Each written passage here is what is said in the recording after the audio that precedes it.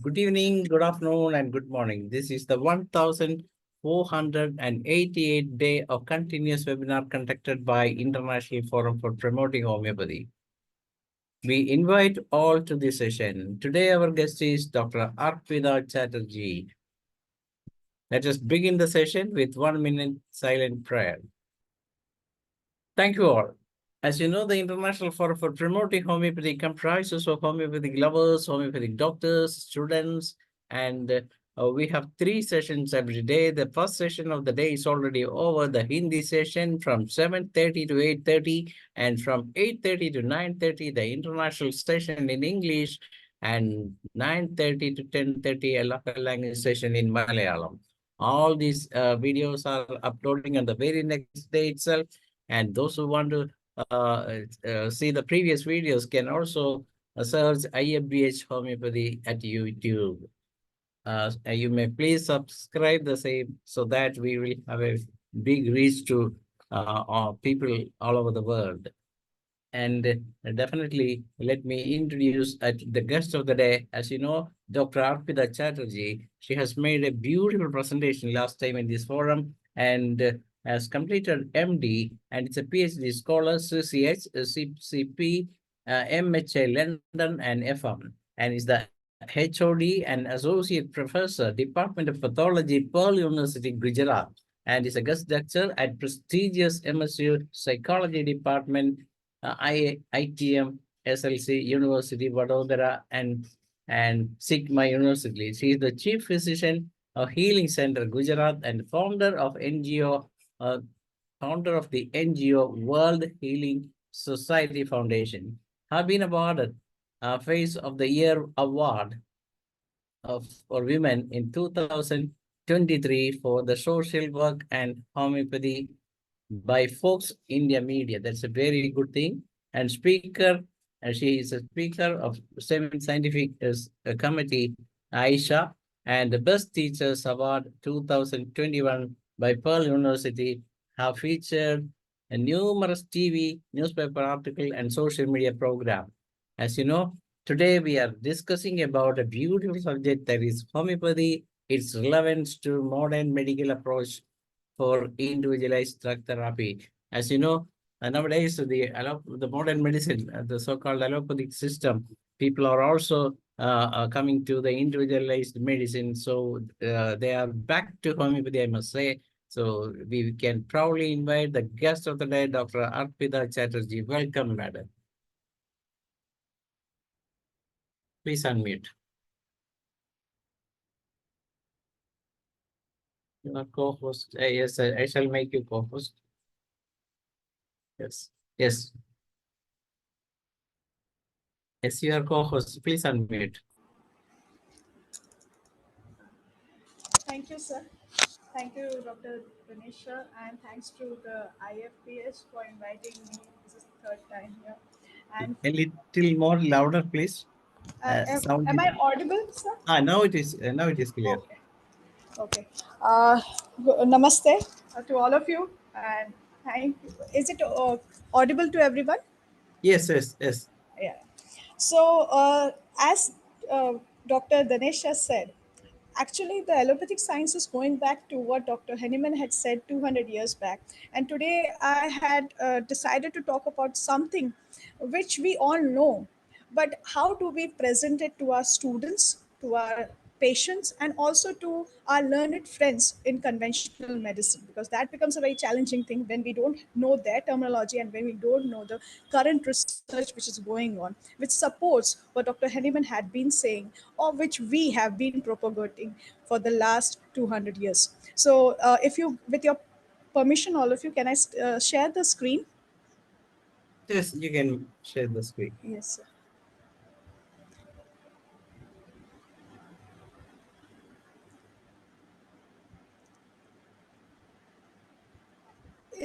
Is it visible to everybody?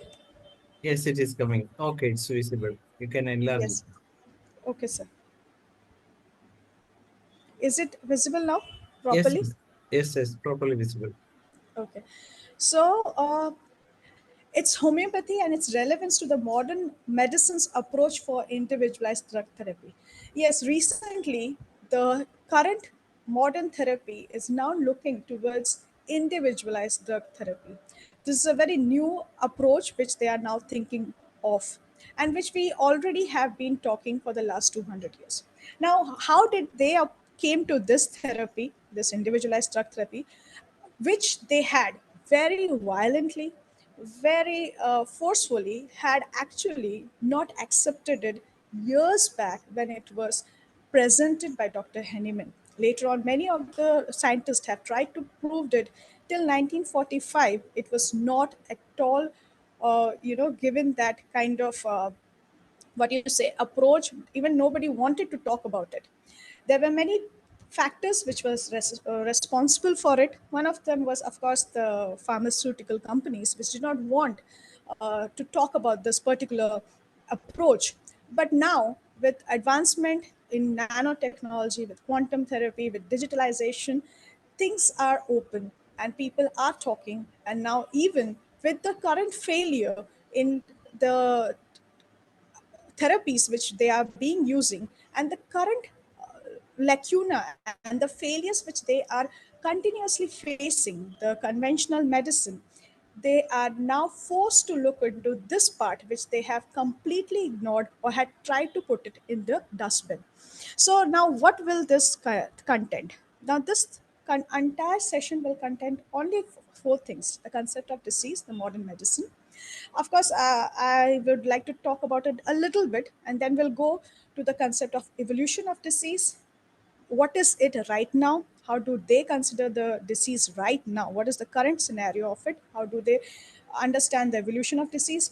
Then homeopathy's fundamental law. We'll talk about the three laws and how this individualized therapy and homeopathy are synchronized, are actually the one thing which they have been talking and which now they are also promoting. Now let's go and dive into the session. So what was the concept of disease? Now let me take a little history of it. So the concept of disease, as in the earlier session, it was in the earlier decades, maybe 2000, 3000 years back, it was considered, and even maybe 200 or 300 years back, it was considered as something to be supernatural in nature. So disease was something caused because of some sin, or because of some, or making some god angry, as a result of which we were supposed to have disease. Now, this was the basic understanding of earlier men. With development, and maybe you can say with the civilization, once the civilization had started to understand philosophy and understand a deeper aspect of human understanding was evolving, more questions were asked, and then came the humoral cause of disease, which the father of medicine, Hippocrates, had actually talked about it, that there are there are four causes of disease. One is the black bile, yellow bile, the mucus. So these are the reason for cause of disease. That was the earlier understanding of Hippocrates, and then Galen and other disciples of them. Now this is the let me clarify one thing. When we are talking about understanding of medicine, we are talking about that development of medicine which had taken place in the European Western medical science. Because in India or in China or in other parts of the world also, they were using, or in Middle East, they were having their own system of medicine. But for some reason, like invasion by the English people and other reasons, this system of medicine did not flourish. But the Western system of medicine had then did a lot of development, and because they were colonizing all the different parts of the globe, so naturally they had the power and the authority to make sure that their science, their concept of medicine become more acceptable to others. Hence, Ayurveda took a back seat. Similarly, with Chinese medicine and other traditional system of medicine got a back seat. And this system of medicine, which we understand now, is conventional medicine coming from the Greek mythology and the European or the Western understanding of disease. Then after came the miasmatic cause of disease. Now this miasmatic cause of disease is different from what Dr. Henneman had said. This was mostly considered as a cause of disease, was considered to be because of some foul smelling thing in the air. Now what was that actually, they did not know, but they had given a name of miasma, meaning pollution.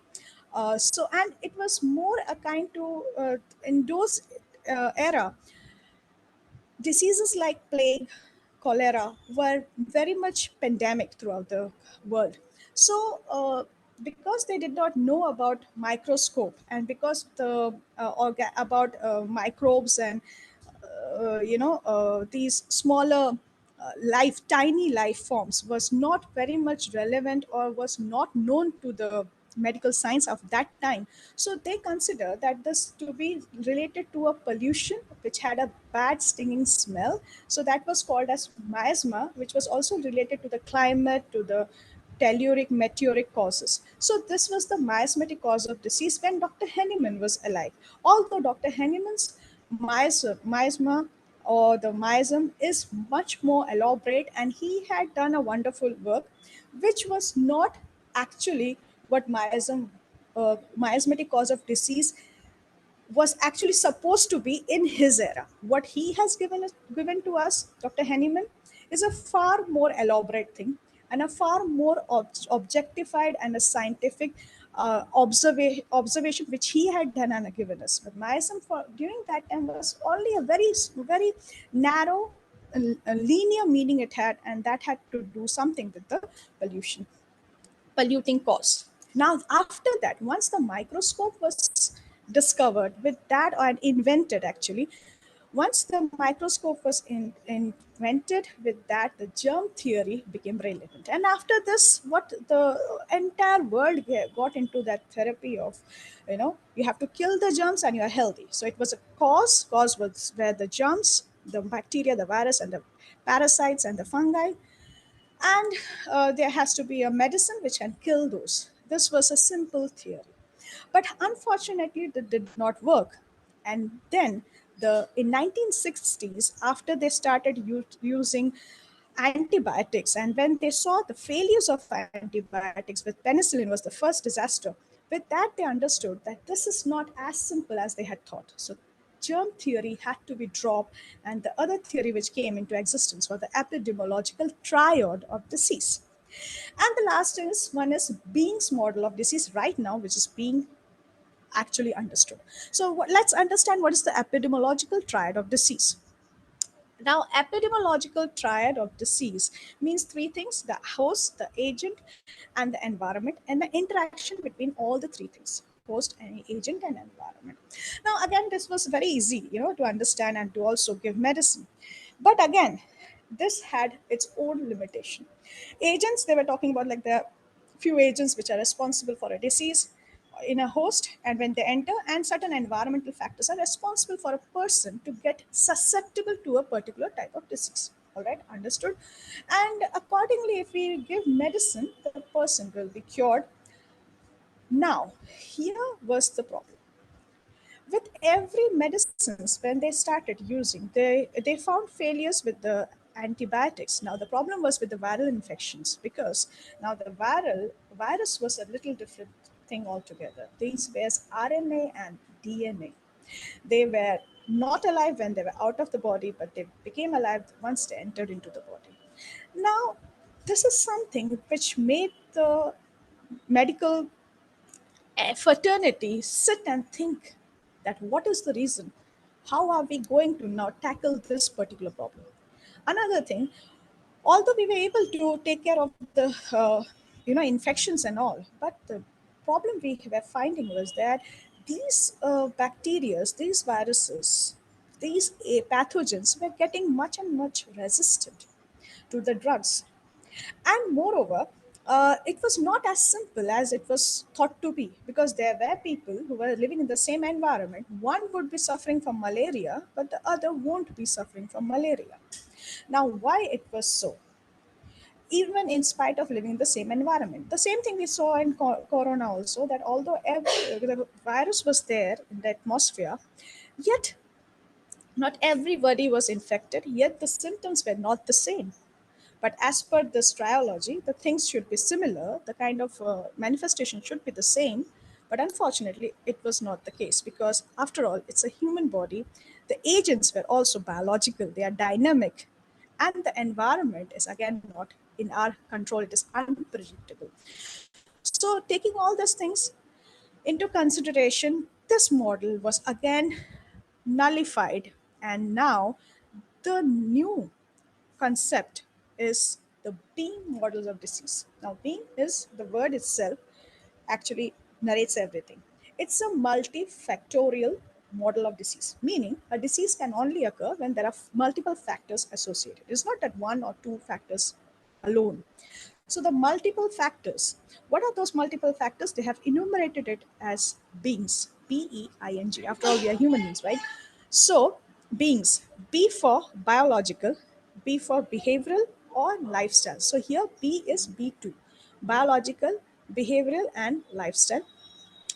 E stands for environmental. Yes, so there are what is as we and in homeopathy, if you understand, the biology is nothing but the constitution of a person. The behavioral and lifestyle is the temperamental way of life, the temperamental disposition, and the lifestyle is about the way he lives his life, his livelihood, his social environment, his eating habits. Environment is the total uh, climate, the weather, the temperature, the demographic area, all those things, even the political environment. Then immunological is the immunity. The immunity of a person differ from one person to other. It's not the same for all the person. And it again differs according to the age, according to the gender. Then nutritional factors, these are again very important for a disease to occur. People who are well nourished will have a less probability or susceptibility to certain diseases. For example, TB is mostly seen in people who are uh, not well nourished. Malnourished people are more prone to have tuberculosis. And then we have, of course, the genetic factors. Now, there are certain diseases which are more prone in people who are genetically having a predisposition or genetic mutations, if there are there, or there is some family genetic history. Then there is a possibility of certain diseases. For example, if you say uh, type 1 diabetes, even type 2 come from a genetic heritage, but then it is not always the genes, it has to be triggered. These are known as epigenetics. So this was a complete understanding, genetic understanding, which if we see in homeopathy, we actually try to understand the genetic makeup of a person. Although in Dr. Henneman's time, he did not actually know about the genes, but when he was taking the history of the patient disease, when we take the history of a patient's family, what we are doing is trying to make a genetic makeup of that person. We are trying to find the history of the disease, the evolution of the disease. So if you see, Dr. Henneman was far ahead in during his time to take into consideration all these factors. And last, of course, is the social factor, which has a tremendous effect on a person. As it is said, that for a child to grow, two things are important. One is the nature, one is the nurture. So both are important. Nature is the environment, and nurture is the way of social impact, the schooling, the family, the people around, that does make an impact on a person. So, of course, this had an effect. So, did Dr. Henneman talk about it? Of course, he did. And we'll see how. So you can see here, biological, we always take into consideration what? Constitutional makeup of a person. No matter what, it is a must. We have to understand a constitution of a person. Secondly, behavioral and lifestyle, temperamental disposition. What about the environmental? Of course, he said about the weather, the telluric, meluric, the causative factor, the exciting. When we want to understand the exciting cause of an acute disease or a chronic disease, we do take into consideration those environmental thing into consideration, right? We ask them, did you take the ice cream during the winter? Did you take ice cream? Is it because of that a person is having cough and cold? If it's an ice cream, the first drug which will come to our mind is arsenic. You know, so do take it into consideration all these factors, right? If it's weather, like for example, if it's a monsoon, we take into concern certain medicines like rustox, dulcamara, nut sulf, you know, for these weather conditions. So these are taken into consideration. Immunological, yes, that is the diathesis or the miasmatic understanding of a disease. As per Dr. Henneman, see, understand one thing. During his time, he did not have the ability, or in during those days, even the word immunology was not known to anybody. So definitely, he was doing a very great service to the humanity by using word like diathesis, which means prone to certain type of disease condition. You know, so immunologically, if we are weak, we are more susceptible to certain type of disease condition, isn't it? Nutritional, he has talked about diet and regimen. Genetic, of course, we take into consider family history, disease, the personal history of a person, disease history, of course. So that itself help us to do a genetic makeup of a person, like what kind of diseases the family is inheriting. And the social, where we talk about the cultural aspect, the relationship, his job, his schooling, etc., etc. And is it validified by the aphorisms? Of course, in the organon, you see in organon, aphorism number 5. If all of you remember, in that aphorism number 5, Dr. Henneman talks about. He clearly says, useful to the physician in assisting him to cure are the particulars of the most probable exciting cause of the acute disease, as also the most significant point in the whole history of the chronic disease, to enable him to discover its fundamental cause. So, for in case of a chronic disease, the fundamental cause, and for acute diseases, this is the exciting cause. This he clearly mentions. And in this investigation, the ascertainable physical constitution of the patient, especially when the disease is chronic, his moral and intellectual character. See, he is talking about all these factors. His occupation, his mode of living and habits, his social and domestic relationship, his age, sexual function, etc., are taken into consideration. Now, if you just read this, and if you just go back to this, don't you see a complete correlation between the being model of disease and aphorism number 5? He clearly states, and he is much ahead of his time.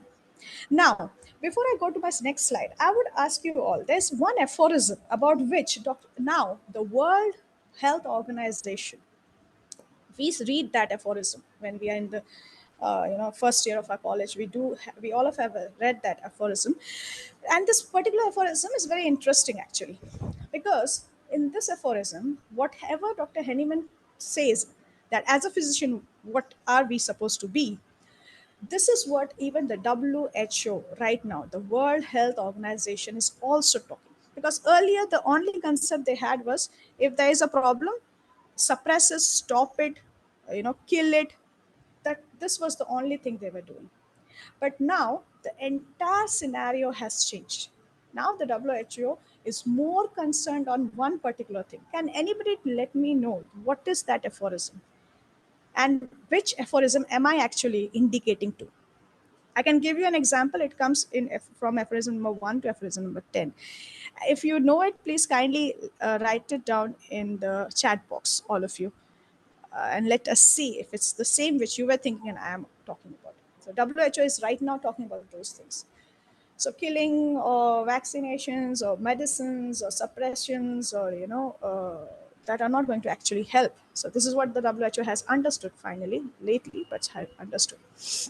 So what it is, because in allopathy or the conventional medicine, they believe that there has to be a cause, but the problem is we cannot find one particular cause. See, this is the problem. Dr. Henneman said it is not possible. If we know the cause, if we are able to find out the actual cause, we can treat a disease with the medicine.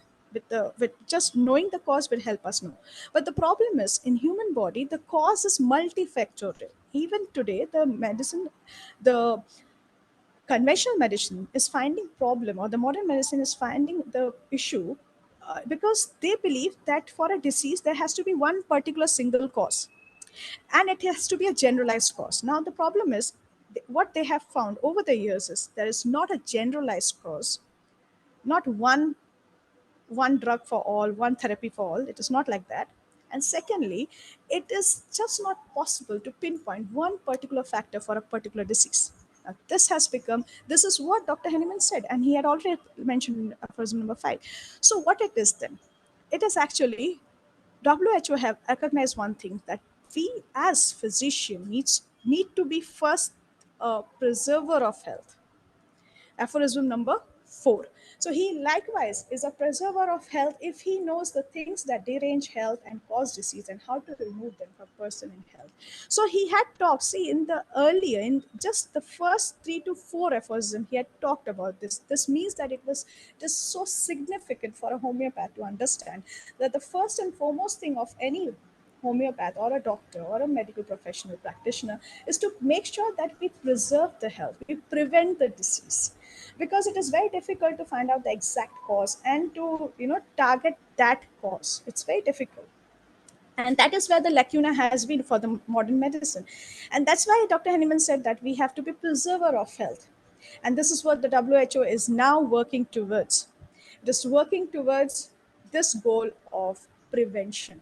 Now, what is the reason for preventing? Why they are now working on prevention? Why that has become a major goal? First, the problem is of drug resistance by the microbes. So what they are seeing, that the now right now whatever antibiotics we are using are the fourth generation micro antibiotics, and they have to they are actually looking into more. So resistance is a fact, and microbes are trying to change themselves, are trying to become more sufficient enough to take care of the drugs. So even if you are giving some, for example, penicillin doesn't act, there are many medicines where there are many patients who do not respond to antibiotics. All right, so it is not only the drug resistance by the microbes, even the individual people, every man is a different man, and the way they react to a drug would be also different. So that is a biggest challenge. The second challenge they are having is the challenge of new strain of viruses.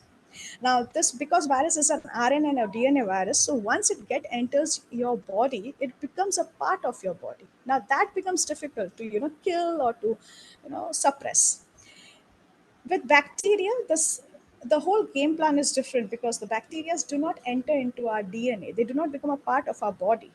But in case of viruses, because they are RNA strains or because they are DNA strains, they can get into our DNAs and can become a part of our own genome system.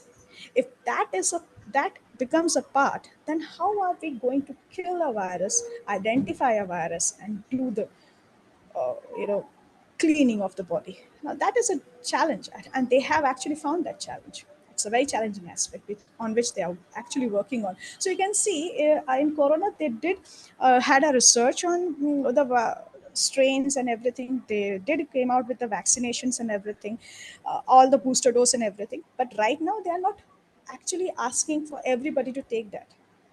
Initial phase they did promote, but now the WHO has stopped asking government or people from taking the vaccination. It is not mandatory anymore, so we can understand there are challenges. Third is the increase in morbidity and lifestyle disorder. Yes, this is the biggest challenge the WHO is facing right now. The globally, although the mortality has decreased, but the morbidity of the patient has not. Morbidity meaning the patient are alive, but they are not able to do work properly, function properly. So we are able to prolong a person's life, but we are not able to give them a proper, healthy body or a proper healthy lifestyle. Now, that is a big challenge with today's medicine. A diabetic patient has to take medicine throughout his life. He cannot have the same kind of diet which he used to have. And the most important problem is they cannot be the same again. The same goes for people who are having, cardiac problem. So the morbidity is increasing. Other problem is the lifestyle disorders. So what we are having these days are not communicable diseases, are not infectious diseases. We have been very successful in tackling those two a bit, of course, but the lifestyle disorders are increasing day by day, whether it is hypertension, whether it is diabetes, whether it is cardiac problem, whether it's obesity. So you can see those are rising. The other fourth important thing is there is an increase in the psychological health issues and psychosomatic disorders. Now, here again, they do not have, there's a limitation of the conventional medicine when it comes to the psychological health issues and psychosomatic disorders, because these are the disorders where medicines actually do not work. Here, either the therapy works or the changing of a perception of a person works. And the medicines which are given are mostly tranquilizers, sedatives in nature, which actually do not help the patient. They contribute to more of morbidity, because these people cannot be productive for the economy, for the country, or for the society if they are on these drugs, right? So there are increase in the psychological health issues and psychosomatic disorders. The other thing is the fifth one is the sensitization by the vaccines. Now, more and more there are rise in the hypersensitivity or allergic problems. So this is again because of the vaccination, which they have seen. Now these are long-term studies. So whenever we give vaccinations, the long-term longitudinal studies can only help us to give a actual data, like after child was born to the child when when he was adult and when he went to his old age, what were the changes which happened in his body. The entire study over the years have made us understand, the entire medical authority, fraternity understand, that when we give vaccines, it actually sensitizes a patient. And when you're sensitizing a patient, you are actually making the patient susceptible to hypersensitivity. All right. So that's again an issue which we are facing right now. And lastly, of course, is the adverse effect of the drugs. So these are the problem because of which the WHO has now decided on working towards the prevention, which Dr. Henneman had already talked in aphorism number 4. Now, understand that this man, Dr. Henneman, had a vision. He was a visionary, because in the first 10 aphorisms, because when I was a student, I remember my teacher used to tell me the first 10 aphorisms are the most important aphorism. Of course, the entire aphorisms are very important, but the first 10 are the most important. It's like, Gita. You should remember this, like a Bible. You should remember them. Now, why it is so? Because this 10 aphorism talks about what we are supposed to do as doctors, as health workers. And if you see, Dr. Henneman in aphorism number 4, he talks about that. All right. Now let us understand the laws. See, as you see, the WHO has already going towards aphorism number 4. Now, what about our laws? Law of similia, law of simplex, law of minimum. Are they relevant? Is there individualized drug therapy? Is it a real science? Is it not? Or is it something we are just talking, babbling about? No, it is a real thing. Let me talk about law of minimum and similar. Now, what is law of minimum? Law of minimum states that we need to give minimum doses of a drug. The dose has to be minimum. All right. Because when you give a medicine or a drug in larger dose, it causes adverse effect. It is, but allopathic, the conventional medicine did not actually believe in it. They believed in a threshold drug dose model. Now, what is a threshold drug dose model? I will make you understand that. And what is this hormetic drug response model? So this is what we follow: the law of minima and the law of similia. Law of similia states that similar, if we have given a stimulus which is similar in nature, this will evoke a response from the body by which a disease stimuli can be completely eradicated. So, what is law of similia? Like similar, if I can evoke a similar response, a stimulation or a response from my body with the help of very minimum dose of medicine, then it will completely eradicate the symptoms or the disease which has been produced by any external agent. All right. So, is it relevant? And what is it according to today's science? What they talk about? See, till 1945. Now, I want you to go to the history. In Dr. Henneman said that there a drug, if it is given in medicinal in crude form, it always gives suppression, and it does not actually help in giving health, but it promotes imbalance of vital force.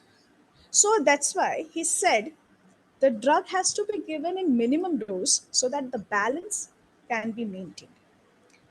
All right. Now, what is balance in today's terminology? It is hemostasis. So the hemostasis, to maintain hemostasis, we need to give it in minimum dose. This is our understanding. And it has to be similar, meaning the drug has to induce a similar kind of response which a disease induces. If that response can be induced by the drug, then the disease can be completely taken over. Now, hormetic drug response is a very beautiful concept, which was actually had was talked very early. Before 1945, it was talked about by Dr. Seuss. Now, let me just go. Now, first of all, just see this graph. You can see there's a response, and you can see that it's a U shape structure. You see, the response from a drug is U-shaped. If you give less in amount, there is no reaction, then there is hemostasis. If you give larger drug dose, then it will lead to toxicity. So this is the understanding. Actually, the concept was, the conventional medicine thought that then when they had a hypothesis that when we are giving medicines, for example, paracetamol is given, if it is given in a threshold drug, whatever we use today, like for example, paracetamol 500 mg. So if we are giving paracetamol 500, is known as this 500 mg is the threshold drug response model. So that is the maximum amount that could be given to elucidate a reaction of the body. So if there is a fever, if we want to suppress the fever, if we want to stop the fever, inhibit the action of that, we need to give paracetamol 500 mg. Now this is threshold level. I hope I'm making sense here, right? Now, hormetic drugs response says that when we are giving the threshold drug response model, when we give medicine according to this, we are actually causing a U-shaped response, meaning they thought that when drug is given, it should be a linear shape, meaning a straight line, that when the drug is given till the threshold, the disease will the symptoms will go down, and gradually the effect of the medicine will subside and the patient will be back to normal. But unfortunately, this was not the case. What they saw is that when a medicine which was given at a threshold level like 500, it was causing adverse effect. But when it was given in very, very low dose or minimum dosage, it was actually promoting and regulating the physiological function by stimulating the cells. Now, Dr. Henneman said stimulation of the vital force with the help of minimum dose. This is what Dr. Henneman said, yes or no? Stimulation of the vital force with the help of minimum dosage of medicine. Okay. Now, this is what they are saying, that when you give the medicine not at the threshold level, not 500 mg, but if you're giving it in lesser, very, very minute or minimum dose or low dosage, you actually, they thought it would be deficient, there will be no response in the body. But what they found out was just the opposite, that it causes stimulation and promotion or the regulation. It balances the physiological function of the body, which was very surprising. They did not actually expect this, and it was actually found out before 1945. It was already found out.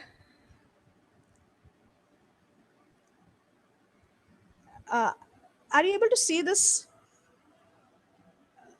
slide, everyone? Hello, am I audible? Hello, are you able to see this? So if you see this slide here, according to this slide, the response till this U phase, this is hormetic zone, meaning here we will get physiological response which will be more towards promotion of health, promoting balance in the cellular function. But once it is given here, this point is the threshold where the today's medical conventional science is using. This is the point, here, this black point. So here, when you are giving medicine at this threshold, it actually deregulate the entire process, because it does what? It suppresses the natural process, thereby it disrupts the hemostasis, and also it causes lack of compensation. Now there is no compensatory mechanism. Once it goes downfall, there is only adverse effect, damaging effect to the cell and to the body, and that is what it happens when you're taking on a regular basis allopathic drugs. Now this is hormetic drug response model, which now is being promoted, because now it is possible with the help of nanoparticles and drugs to see that yes, there is a issue. Now I'll give you an example. When you have to make somebody understand, I'll give you a very easy example. Let understand this. We go to a market. If you see, the organic sub vegetables are very are more um, not easily available, and the organic vegetables are more costlier as compared to the other one. Now why it is so? The reason is because in organic we use the natural fertilizer and everything, and they also get damaged easily. But on the other hand, if you are using something like biotechnology, or you are using chemical fertilizers, now this are not actually good for health. Now this is a very known fact. Do you know what was done actually? What was seen? It was seen that, now if I tell you, if I ask you also, now suppose if there is a plant and if I have to give the fertilizer, I don't give the fertilizer on the fruits or on the on the vegetables. What I do is I put the fertilizer at the soil. Now, the fertilizer has to be absorbed by the plant. So, the chemical fertilizer is being absorbed by the plant. Now, this plant then does for photosynthesis and all, and it then converts it into a fruit or a vegetable or a flower, right? Now, this fruit or a vegetable, if I consume it or if anybody consumes it, now, actually, the chemical has not entered, the crude chemical has not entered. What has entered into the fruit or into the vegetable is a very minute, more potentized form of that chemical. I hope this is very clear to everybody. So, this is the finding which was first seen in agricultural science. And from there, this hormetic science came up, this terminology came up, and now it is being applied to the biomedical as well. So it is seen that the plants were able to absorb those chemicals, but once it was absorbed, they had actually potentized. The chemical was potentized in a much better, in a much higher way, higher potencies, in a way that they were much more harmful. So once those plants were giving fruits or vegetable, they had carcinogenic effect on our body.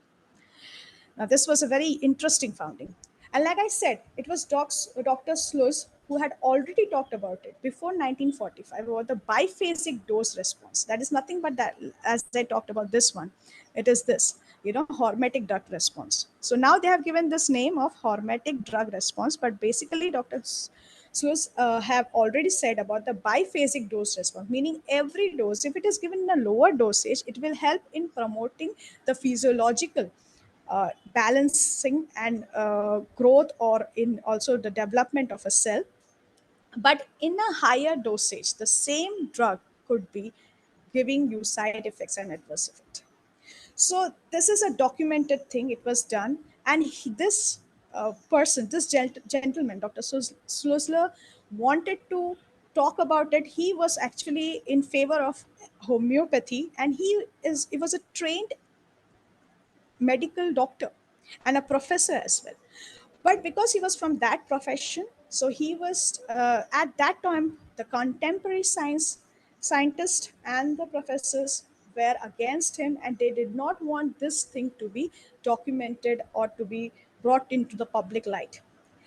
It was only after the nanotechnology came into existence and after the drug therapies were not when they started giving resistance and all that, now people are talking about this. So this gentleman was actually stopped from speaking the truth. The threshold dose, the problem with the threshold dose, which right now the conventional medicines is using, has two main lacuna. First is varies from person to person, because as we know, every person is different, every person is dynamic. So that is what they are saying. The threshold can't be generalized. It has to be a dynamic threshold. See, Dr. Henneman already talked about dynamic. Vital force is dynamic in nature. The medicine has to be dynamic in nature. He was not wrong. See, they are also using the same word, dynamic threshold, but in a different sense, in a way that it can't be the same. Yes, it can't be the same. And second, the threshold dose, it suppresses the normal process. This is not something I have written. You can go through the journals, you can go to the literature, and you can see yourself that this is something they are talking about. All right. So I have just copied out the 2 points, which because of which they are now the current medicine is looking towards the model of hormetic model of drug response. Now, the law of simplex. Of course, this is very easy for us to understand. It's the drug compliance. Now, the medical sciences are trying to understand that multiple medicines, if you give, the body cannot absorb it. It creates a lot of confusion, chemical, biochemical confusions in the body, and many a times some of the drugs will be absorbed, some won't be absorbed, some will cause adverse reaction and some won't give reaction. So drug compliances becomes a very big problem, and hence it has to be given either in single and minimum and simple doses. So this is something they are understanding over the years, which Dr. Henneman had already talked about. Now, coming to the point of individualized therapy. So, what is individualized therapy? According to them, it is the precision medicine. Yes. The new terminology for individualized therapy is precision medicine, wherein a person's entire genetic profiling would be done, medical history, medical conditions will be taken into consideration, the general health, the environment of that person, and the lifestyle would be taken into consideration before administering a medicine, because each person is different. The way the person will interact with the environment will be different. The genetic makeup of a person is different. Hence, the response of the medicine will be different. And the threshold can't be a generalized threshold, it has to be a dynamic threshold, meaning the dosage has to be hormetic. It has to be the low, minimum, and simple in nature for the person to get better result. So now they are devising medicines which are using nanoparticles, so that these medicines can go and act precisely on the organ or the structure or the system where the problem is, and it does not cause any other problem. Now, the theory that one medicine for all, one vaccination for all is not relevant anymore. So, as per their own, it is like, it is like confession. So, what they had confessed now is that the current medicine is based on generalized therapy, but the future of the medicine is precision medicine, nano medicines, and also, hormetic drug response therapy would be the next system of medicine. So, with this, I would like to say thank you for listening to me and giving me time for this session. Homeopathy is very close to my heart. I always felt that this is something which our science is now trying to understand, because science has its own limitation. We have to understand one thing is there are scope and limitation of every science. Of course, there are scope and limitation of homeopathy as well. We cannot claim that we can cure everything and anything, but what we're trying to say here is that there is a role which homeopathy can play in giving proper health, in prevention of diseases, and also in taking care of acute and chronic miasmatic diseases. So this is what we are trying to tell to the world. It's not that we are in competition with allopathy, homeopathy, or any allopathy. No, it's we all are, complementing with each other. We need allopathy at times. We need to give those medicines. We need to suppress at times certain conditions to be alive, right? So we do need those. We need surgery. We need therapies where we have to make sure that the exaggerated reflexes of our body stops. So in that case, allopathy wonderfully works. Emergency medicines. So there are many places where they work beautifully. But then there are places where homeopathy can give wonderful result, and we need to accept it. And we need to understand. Thank you so much. Yes, thank you, Dr. Arpida. Chatterjee. It's really a very beautiful session indeed, and you have made this presentation in style also.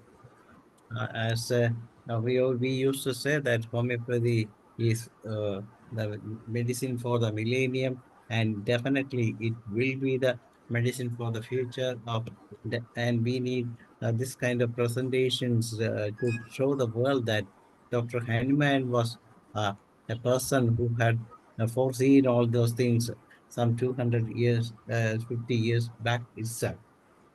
That's what in those days, those people here criticizing him and crucified him for his statements and his observations.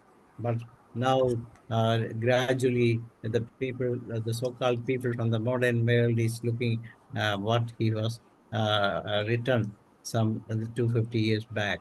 That is the beauty, that is the brain behind uh, this new theory or new concept. Frankly, a homeopathy is a system which believes that a person, it is a personalized medicine. That's why we used to say that it's an individualized medicine where you will have to treat the patient, not the disease. And the treat the patient means that you have a patient in front of you. He suffers from something which he may not be, you may not be able to see through the lenses or the so-called X-ray, or you cannot see him through the ECG. You cannot see through him through the latest MRI scanning or what. But beyond that, there is something called man. That man to be treated. This is the beauty of homeopathy. This is what Dr. Hahnemann told some years back. And that's why the present generation, after they were going for a treatment of one pediatrician, treating pediatric people, then some are treating the ENT, they are throwing in nose, ear, throat. But still the patient is saying that, doctor, I have a problem in the throat. They sometimes they may give so many medicine, and sometimes they may remove some organ from that, but still the patient says that, doctor, I have the problem still there.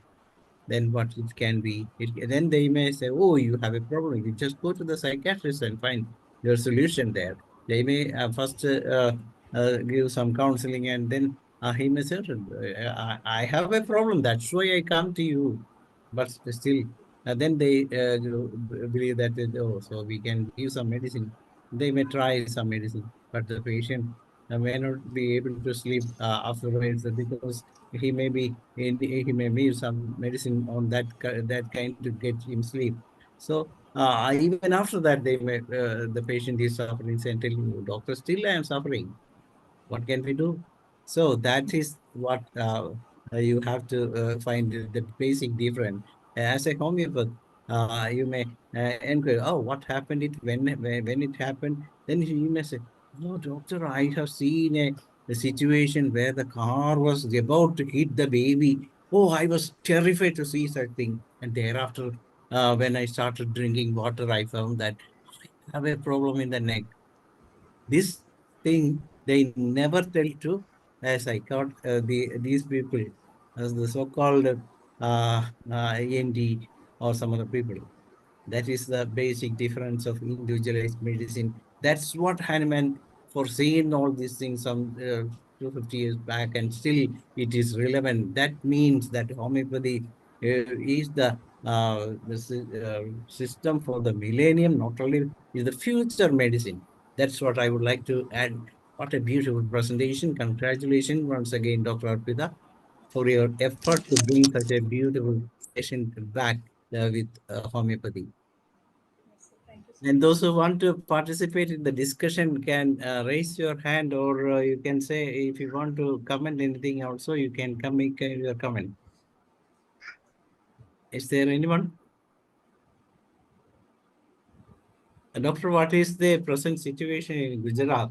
Whether what kind of patients, how much patients are the percentage of medicine, homeopathic, whether there is a very good improvement in the number of patients being treated by homeopathy. What's your opinion on that? Can you hear me? Hello, sir. What kind of support homeopathy get in Gujarat? In Gujarat, okay, sir. Sir, I would say in two major field, not two, three, where doctors actually support homeopathy. First is skin. When it's come to the skin problems, many of my MD doctors and physician, they recommend their patient to us because somehow it is homeopathy which helps them to cure. Secondly, the children pediatrician, they recommend their patient to us. And thirdly is the veterinary science, which is very interesting. The veterinary science and the veterinary doctors, they have a tremendous support to the homeopathy because these are the people. Actually, first when I started my NGO, I was not very much aware that when I would come to work with the animal people who do animal rescue and all, I was surprised. They were knowing things like Bryonia is good for mastitis, belladonna for fever, and conayam for tumors. And I was like, how do you know all of this? And they said one of our doctor trained me. And I said, who is that doctor? They said he is a veterinary doctor. And I said, I want to meet him. So then he met me and he said, I want to get into a course. Do you have a course in homeopathy which is for veterinary science? I just understood it through the literature. I just read literature and thought, why not give once and try it all? There's no side effect. But I couldn't help him much with that because we don't have a diploma or PG diploma course in veterinary science in homeopathy for the veterinary doctors. So he said maybe we should devise one. And then when it comes to pediatrician, of course, the pediatrician do send their children, and many of the pediatricians, they use it for their own children.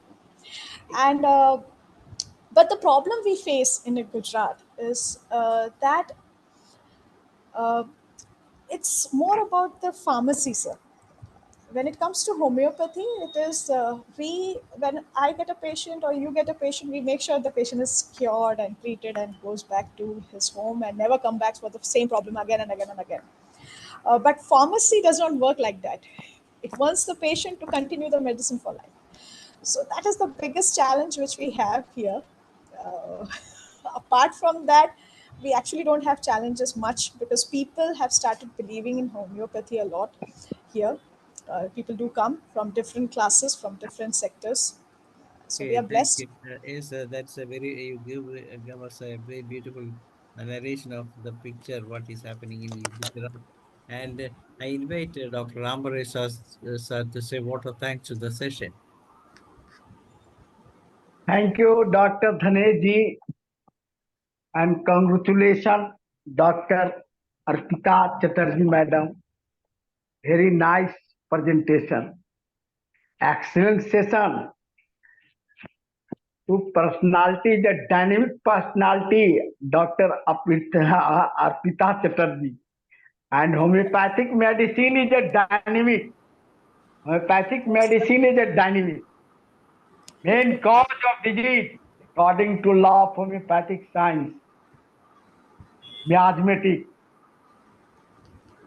Like Chatterjee deals the approaching 4 and 5 organon of medicine. Yes, sir.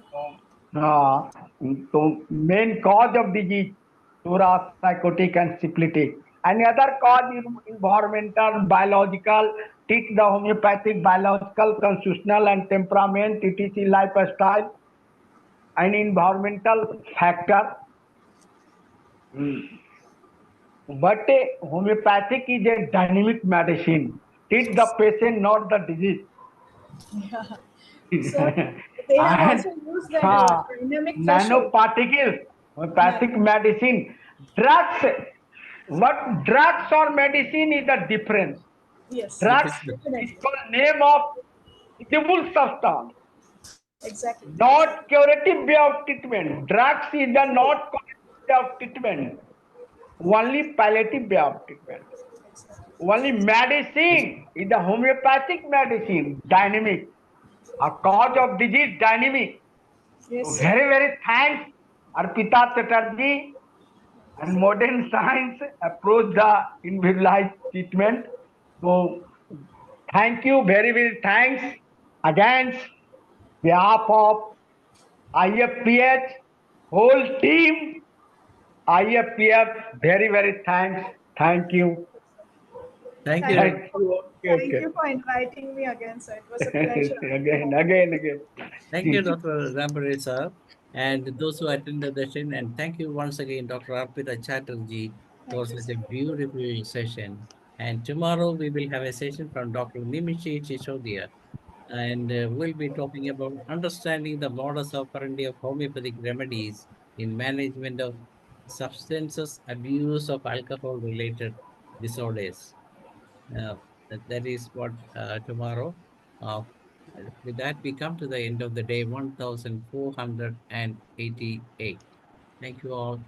Good night. Thank you. Very, very thanks. Thank you.